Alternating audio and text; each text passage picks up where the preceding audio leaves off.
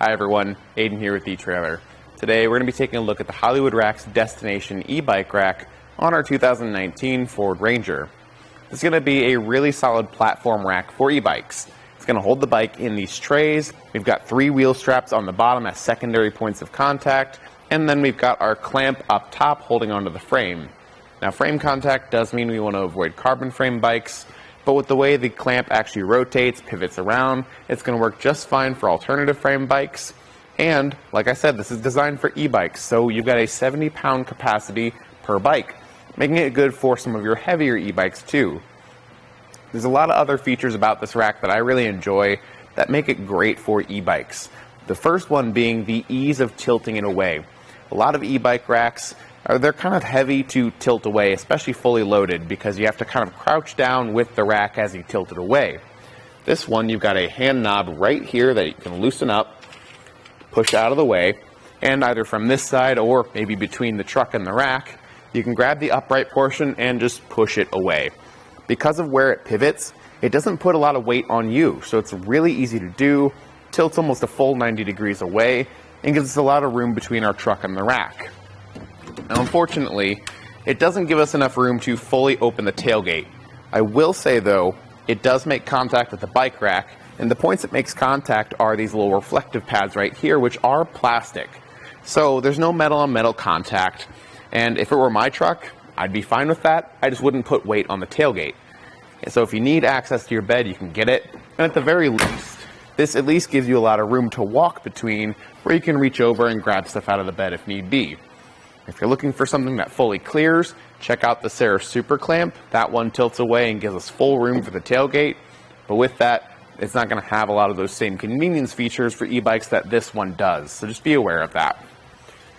We can just push this back into place and re-secure that hand knob to make sure everything's locked in. And the other thing about this that makes it great for e-bikes is the included ramp.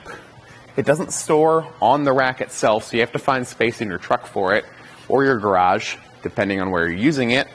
We can undo that hand knob to extend the ramp, and it'll attach at the back end of the bike, just with that notch right there. It's a very wide ramp, and it's a very stable ramp, so it makes loading and unloading really easy. I'll undo the wheel straps here first, pressing in on the gray button, pulling out on those straps on all 3 locations. And since this is side specific, this side being where we need to put our front tire, we do have to attach this on the back end. The clamp here is undone with a hand knob, which is lockable, so you have that security aspect built right in. And after it's undone, just pivot it out of the way. And clearly we've got a wall behind us right now, but you just wheel it down the ramp to unload it, or wheel it up to load it. Like I said, it's a very stable ramp. It works really well. I'll set this to the side real quick, and we can get everything put back together. Comparing this to some other bike racks that have ramps built in, you might consider checking out the Yakima on-ramp. That one, the ramp stores on the bike rack itself, but I don't think it's as stable of a ramp. It's not nearly as wide, so for those wider mountain bike tires, it doesn't work as well, and it shifts around just a little bit more. Now I'll set this to the side for right now, and we can get some measurements on the bike rack, starting with our ground clearance. This does have the reverse U-shaped design that a lot of Hollywood Rack's Destination series has. So at the back end, lowest point, it's going to be 22.5 inches. I think that's more than enough for most applications, and I don't think you have to worry about bottoming out. Our distance added to the back from the bumper to the outer edge of the rack is going to be right at 28 inches, which isn't too bad. It's pretty much on par with any other rack out there that we've tested today, but you can save some space when bikes are unloaded. We can start by folding down the mast, undoing these rubber straps, and opening the handles. The handles are what actually release the mast. The straps are just extra safety precautions to make sure those don't come undone. Just like that. And once those are secured, we've got a pin and retaining clip near the hitch that we can release, fold the rack up, and insert with the newly aligned holes.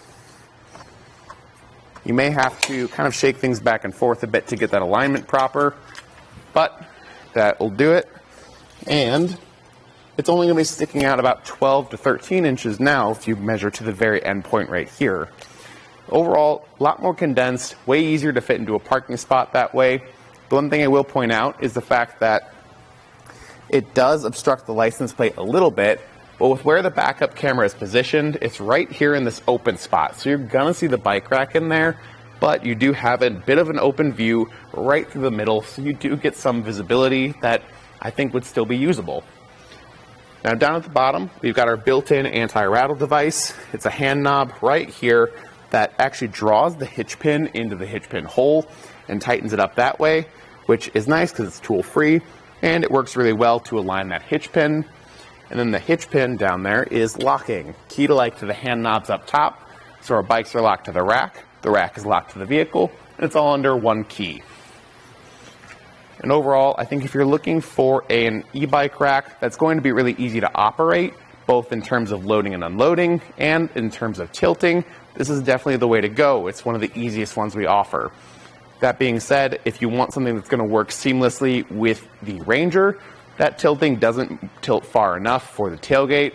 So for that reason, I'd maybe look into the Serif Super Clamp. It really just comes down to what you're looking for out of the bike rack and how you want it to work with the Ranger. Thanks for watching.